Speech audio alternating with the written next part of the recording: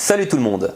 L'objectif d'une éducation aux médias et à l'information est de permettre aux élèves d'exercer leur citoyenneté dans une société de l'information et de la communication, former les cyber-citoyens actifs, éclairés et responsables de demain. Voici la définition proposée par l'Éducation nationale et que l'on peut lire sur la plateforme Eduscol. L'éducation aux médias et à l'information fait partie des parcours éducatifs qui accompagnent les élèves de l'école au lycée et qui viennent en complément des enseignements de discipline. Depuis la rentrée 2016, elle s'intègre au parcours citoyen aux côtés de l'enseignement moral et civique, l'EMC et l'EMI. Elle s'inscrit donc au cœur de la formation citoyenne de l'école et fait évoluer la mission du professeur documentaliste en charge de la transmission des compétences infodocumentaires. L'EMI vise à apprendre à se servir et à chercher l'information, un usage critique, autonome et responsable de l'information, des médias et d'Internet.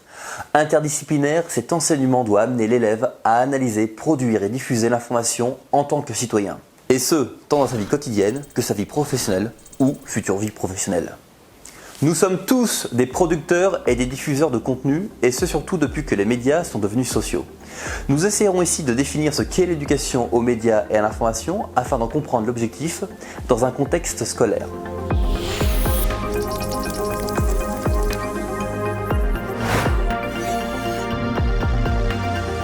Sur le plan international, l'UNESCO préconise dès 2003 l'éducation aux médias et à l'information afin de permettre aux individus de participer à la vie culturelle et politique dans la société de l'information, en évoquant son équivalent anglophone, l'Information Literacy. Catherine Béchotti-Bizot, inspectrice générale de l'éducation nationale, nous explique que la volonté, dès la mise en place de l'EMI dans les années 70, est de développer l'esprit critique des élèves pour les conduire à une autonomie dans l'accès à l'information et à une pratique citoyenne des médias.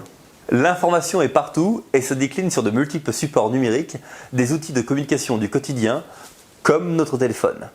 Nous sommes avec l'ère du numérique et des appareils mobiles hyper connectés extrêmement sollicités. Et il nous faut apprendre à décrypter ce flux ininterrompu de textes, d'images et de sons. On parle de société de l'information pour désigner cette nouvelle ère informationnelle, marquée à la fois par l'avènement du numérique et la démocratisation de l'accès à Internet sous diverses plateformes. Une société qui ne cesse de s'accroître et qui prend sans cesse de nouvelles formes.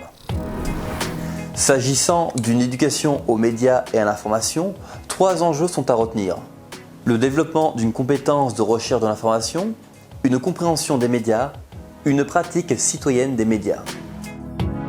On s'y penche. Le développement d'une compétence de recherche, de sélection et d'interprétation de l'information, ainsi que d'évaluation des sources et des contenus. L'information est partout. Aussi faut-il apprendre à naviguer dans cet océan et pour ce faire, il faut s'outiller, avoir une boussole méthodologique et ça, c'est un apprentissage sans fin. Comprendre les différents types de sources d'abord, être minutieux dans ses recherches, car toutes les informations que l'on trouve sur Internet ne sont pas forcément fiables. Et d'ailleurs, comment les avez-vous trouvées? Faites-vous la différence entre un moteur de recherche et un navigateur?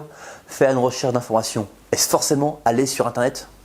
Apprendre à se repérer dans les chemins d'accès à l'information, définir ses besoins pour ensuite accéder au document qui peut répondre à nos attentes. Il faut comprendre comment l'information est créée, comment elle fonctionne, s'assurer que l'information que l'on a trouvée est fiable en l'évaluant, en la questionnant, en la croisant et en la recoupant. Comprendre l'actualité et plus particulièrement la façon dont les médias vont couvrir et rapporter les événements. Elle prend aujourd'hui différentes formes, écrites, photographiques, audio et audiovisuelles, et se déploie sur différents supports, du papier à l'écran de votre téléphone. Il faut savoir décrypter l'information. Notre méthode d'investigation doit évoluer constamment afin de nous permettre de trouver précisément et qualitativement l'information que l'on cherche. C'est ce que l'on nomme la culture informationnelle et celle-ci dépend également de notre connaissance des nouveaux moyens de communication numérique, c'est la culture numérique.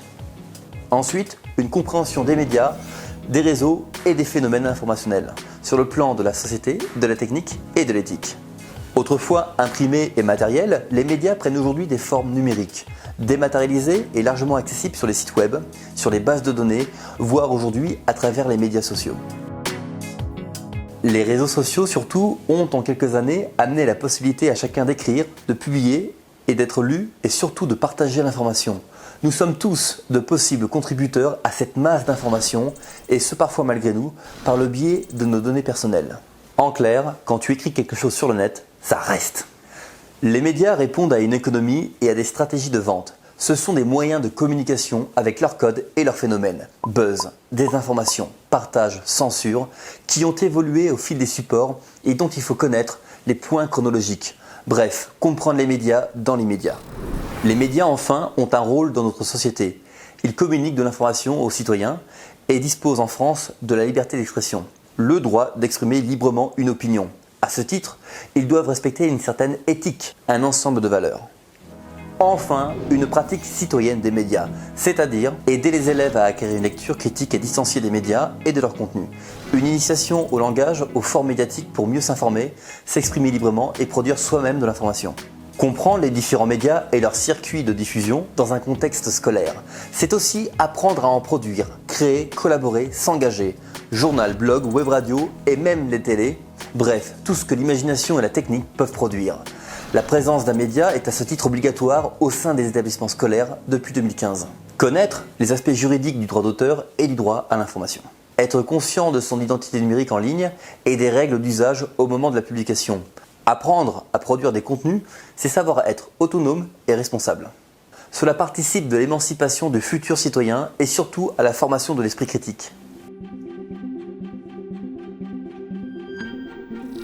L'éducation aux médias et à l'information, c'est donc l'ensemble des compétences infodocumentaires nécessaires pour rechercher l'information avec efficacité. Et également, une meilleure façon d'appréhender et de comprendre les médias qui en sont à l'origine.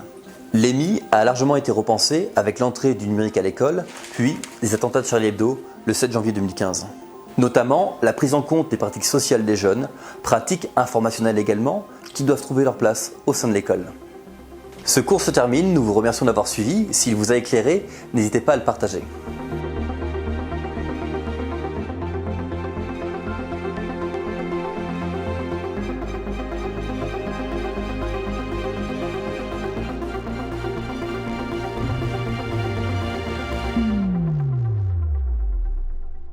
Oh, c'est marrant, quand je tape EMI sur internet, moi ça me dit expérience de mort imminente. Tu devrais peut-être voir tes sources. Ouais, ça a bondi là. Un téléphone.